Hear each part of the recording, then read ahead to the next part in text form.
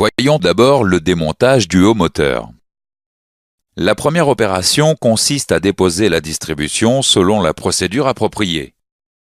Il faut ensuite déposer le couvre-culasse en dévissant d'abord toutes les vis par un quart de tour dans le sens inverse de la procédure de serrage.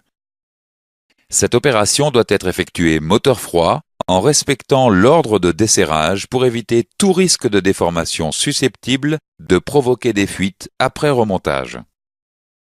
Une fois les vis déposées, vous pouvez accéder aux arbres à cames. Dans tous les cas, vous devez impérativement vous référer à la documentation technique spécifique à chaque moteur.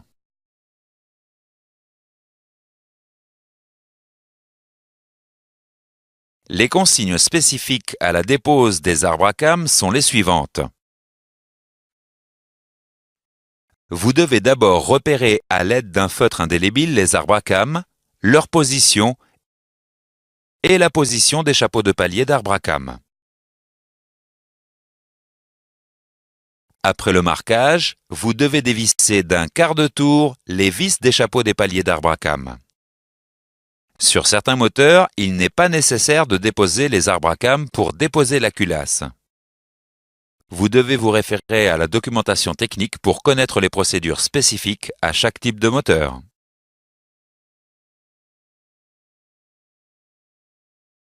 La dépose de la culasse se fait impérativement moteur froid. La dépose de la culasse se fait dans un premier temps en dévissant d'un quart de tour les vis de culasse dans le sens inverse du sens de serrage. Les vis de culasse doivent être dévissées à la main. Toute vis de culasse déposée doit être remplacée si la longueur sous-tête est hors tolérance. Dans tous les cas, vous devez vous référer à la documentation technique. La culasse se dépose en la soulevant simplement du bloc cylindre. Il peut être nécessaire d'utiliser un maillet en plastique afin de la décoller.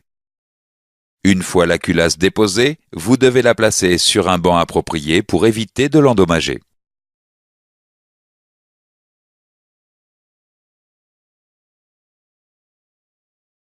Voyons enfin le démontage des soupapes.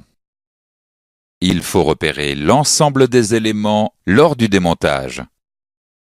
La dépose des soupapes nécessite des outillages spécialisés pour compresser les ressorts des soupapes, déposer les joints et chasser les soupapes. Vous devez prendre soin de ne pas endommager les plans de joints pendant la dépose des soupapes. Dans tous les cas, vous devez vous reporter à la documentation technique pour connaître les procédures de dépose des soupapes. Voyons maintenant les contrôles à effectuer sur les éléments du haut moteur. Tout élément déposé doit être soigneusement nettoyé avant contrôle. Vous devez d'abord effectuer les contrôles suivants sur le joint de culasse, mesurer l'épaisseur du joint de culasse à l'endroit spécifié dans la documentation technique, vérifier l'absence de déchirure ou de fissure importante, et enfin, vérifier l'absence de dépôt important de calamine.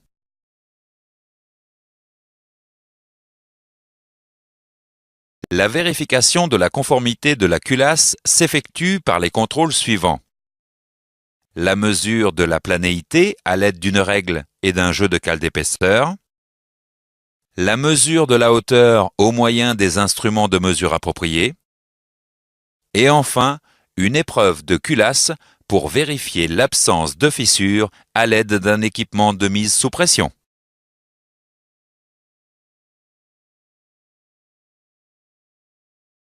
Intéressons-nous maintenant au contrôle des soupapes.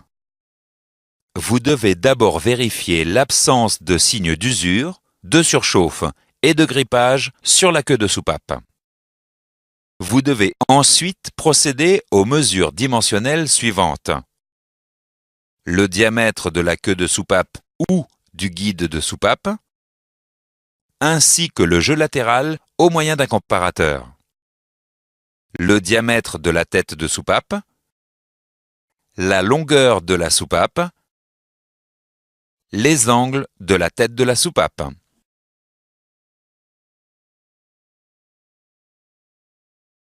Voyons maintenant la valeur de tarage des ressorts de rappel des soupapes.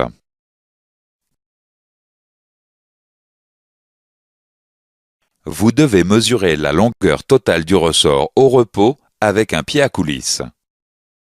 Vous devez enfin mesurer le tarage du ressort à l'aide d'un outil de tarage des ressorts et vérifier que la valeur est dans la tolérance.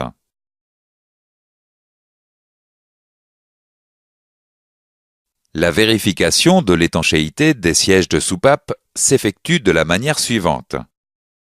Vous devez d'abord verser le carburant dans la cavité où sont logées les soupapes. Ensuite, vérifiez l'absence de fuite de carburant au niveau des queues de soupape. La mesure du retrait des soupapes se fait à l'aide d'un outillage spécialisé équipé d'un comparateur. Vous devez vérifier que la mesure obtenue sur chaque soupape est comprise dans la tolérance.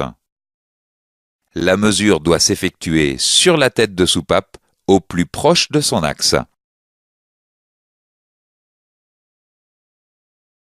Intéressons-nous maintenant au contrôle sur l'arbre à cames.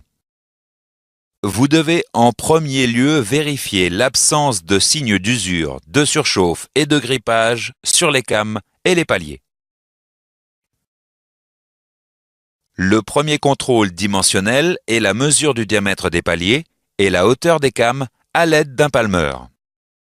Le deuxième contrôle consiste à mesurer le voile de l'arbre à cames au moyen des V appropriés et d'un comparateur installé sur son support. Vous devez ensuite mesurer le diamètre interne des paliers de l'arbre à cames. Enfin, vous devez procéder au contrôle du jeu latéral des arbres à cames après les avoir remontés sur la culasse.